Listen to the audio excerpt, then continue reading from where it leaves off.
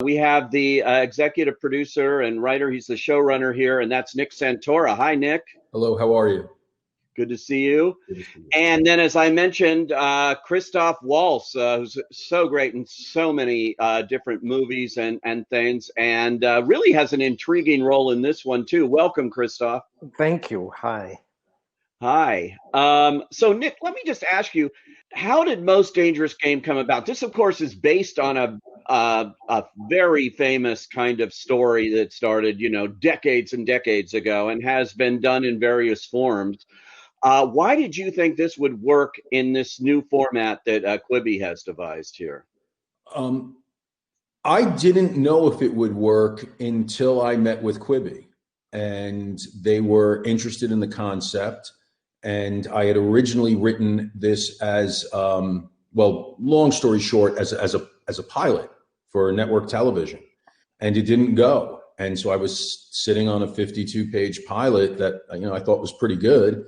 And then when you sat down with Quibi and they explained what they wanted and what they were looking for, I just believed it could have been expanded to about 135, 140 pages into a really cool chapter version of storytelling. And luckily it worked out. Yeah, well, it certainly did. I'm going to show people here a clip from it where we see Christoph's character, who's like the devil, luring his prey in with the promise of good things at the end if he can survive this assignment here. So let's take a look at Most Dangerous Game.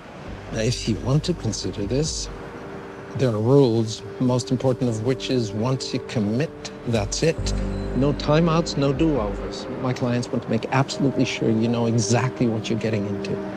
They want a fair hunt. What gentlemen? Oh, don't assume they're men. Hunters can be men, women, black, white, butcher, baker, candlestick maker. Anyone you run into could be the last person you ever see. Next rule, game takes place in Detroit only. If you leave the city's confines, that's a violation, and then the game never ends. Continues until you're killed. Go to the cops, get yourself arrested, it's a violation. You tell anyone what's going on, it's a violation. It's just you and the 5 hunters we've lined up for this run. No ID, no cash, no help, just you on your own. And the money part? Good, that means you're intrigued. Top of the first hour, 50,000 is wired into your bank from an untraceable offshore account. Next hour, 100,000. Deposits increase 50 grand every hour until hour 20, which pays $1 million, and that increases by $1 million every hour after that, culminating in the final hour, which pays $5 million for a grand total of $24.5 million. Here's exactly why you'll be great at this game. Smart, athletic, you know the terrain better than the hunters. You can pull this off. I think I'd take the deal, Christoph. You're very convincing. Okay, you can have it. I doubt it. I mean, no disrespect, but I'm not sure whether the hunters would be so happy. Exactly. You are so slick in the way you present this and the way it goes. And I'm just wondering what intrigued you about it once you were told what the format was, and that it basically each one of these, I think there's 15 or something, each one ends with a cliffhanger. So it's kind of a different style. Well, that's it. It's a entirely new dramatic form.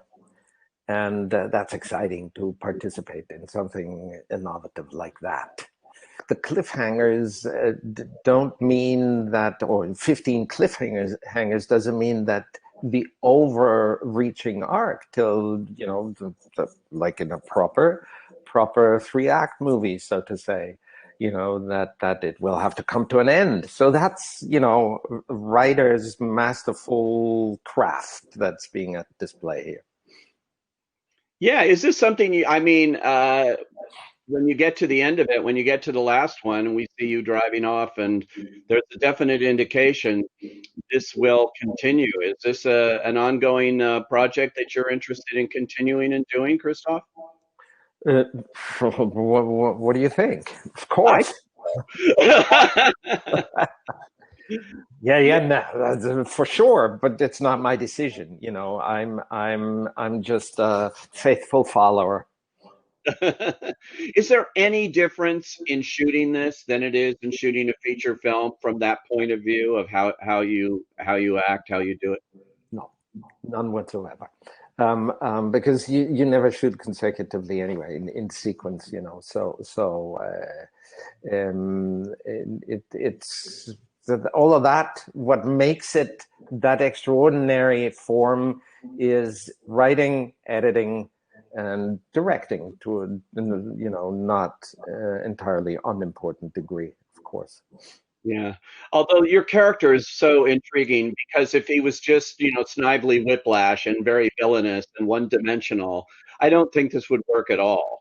But you do convince us, the audience, that you could convince him that there is something here and that it's viable. Well, thank you. Yeah, but that was the thing that was fascinating to say the least. But the thing that I'm after, that because I say just because he does something more than dubitable doesn't mean that he necessarily needs to be a despicable character. You know, we're all composites of many different aspects, and moral contradictions within a character are terribly interesting, and all of that you can only do if it's written. If it's not written, you can't do it. Yeah. Well, Thanks again, Nick. yeah, you obviously did it because both of you are nominated for Emmys. This is right out of the book, nominated for Best Short Form in Comedy or Drama at the Emmys, and for Actor in Comedy or Drama Short Form at the Emmys. And this is becoming a big new category at the Emmys now. Of course, we've had it at the Oscars too in shorts, but this is now a whole new way of doing stuff, Nick. And so talk about the attraction of this particular story and why it works so well to this format. It almost feels like Bourne, Jason Bourne in some ways too, in terms of what Liam has put through running a lot. Liam's put through a lot, that's for sure. Why it works for this format? I mean, listen, if you're telling a story of a bunch of strange, a little deranged hunters that are being organized and orchestrated by a brilliant Machiavellian man, and they're chasing this poor guy who's trying to save his family through a once proud, now recovering city, and you can't make that exciting over 15 episodes, I'm in trouble as a writer because it's right there. So it really does lend itself to this type of storytelling, where about every 8 to 10 pages, there's going to be a moment of, oh man, oh gosh. It's just if I didn't do it, shame on me, because the story's right there. In shooting it, there's a unique kind of technology you're employing here, which I had never realized until I saw this and looked into it, but it's called turnstile. And so essentially you are shooting the same scene twice from two different angles because people are watching this on their phone. Well, what we did is it's kind of twice and kind of not. We're shooting it simultaneously, but we always had 3 cameras going, one of which was dedicated to the vertical shot. That was a lot. And when I say a lot, I want to say 100+ hours of conversation during prep with our team, with Phil Abraham. Phil Abraham is a brilliantly talented director, and he really cared that we weren't just taking what we shot in the horizontal and stuffing it into a vertical box. He wanted that vertical to be a visually interesting composition. And so, it's unbelievable what you can do when you plan and do the work beforehand. And Phil was more than willing to do so. And he developed shots around locations and blocked the scenes around those locations so it would be visually interesting no matter which way you held that camera. And that's all on Phil. I'm wondering how you lured the likes of Liam Hemsworth and Christoph Waltz to do this. What made you think of them? I'm thinking of, so many things Christoph has done on film, including Inglourious Bastards, whereas he was talking about the levels that go into those characters that make them work. And I'm wondering if you had that in mind when you were casting this. Yes, I mean, listen, when you're writing, you're trying to write characters that have interesting levels. Like Christoph said, you just don't want this guy to be pure evil, but then you just hope you can get the right actors. And I'm embarrassed by the good fortune I've had in getting these actors. It's preposterous that I got to work with Liam Hemsworth and Christoph Waltz, and I'm thrilled. Why preposterous? You wrote a great thing. Everybody was happy. Thank you very much. Thank you. Yeah, and I asked him. I'm going to ask you, since you're the mover and shaker behind the scenes. So where does it go from here? How do you take this forward on this service? Because it's the great unknown land that we've moved into here. Well, with respect to the service for Quibi, I'm a hired gun. The people a lot smarter than me are running that company. I just come in to help make product for that service.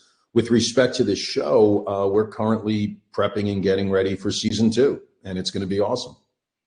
Yeah, what's going to happen? How does it end? None of your damn business. Really? I have to go through another 15 on my phone to find out where? Call me afterwards. I can't wait. Personally, do you guys want to consume content like this? I mean, is this something that works for you in terms of this world? Christoph, it's interesting that you should call it consume, because I always consider taking the time to watch something participation, and I think that's what's so great about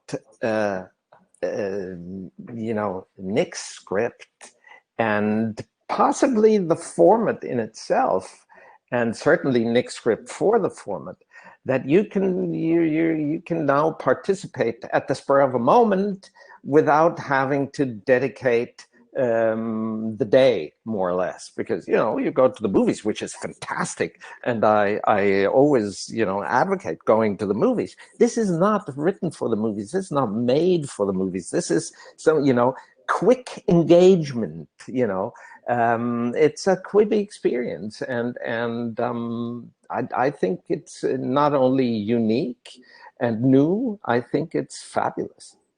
Yeah. What about for you, Nick, too? Do you enjoy working in this kind of thing? Because to me, writing it would seem a real challenge in doing those cliffhangers, in ending each thing after, I think the longest one was like 9.5 minutes or something.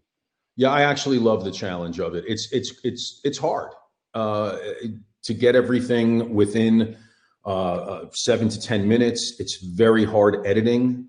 And it's hard when you're trying to change the story, because the truth is if you go a little bit above or a little below certain parameters of time, you're out of luck. And so I do love the challenge. Well, a challenge met, and very entertaining to watch. And if you haven't seen it yet, run to your phone and check out. If you've only seen it once, because everybody has seen it, Okay, see it again. Actually, that's not a bad point, because as you're watching it, it's like watching a puzzle, and to watch it again, you can then see the little things that bring it all together, which is fun. So this has more views in store, I think, for a lot of people. Thank you both for joining us today at Contenders.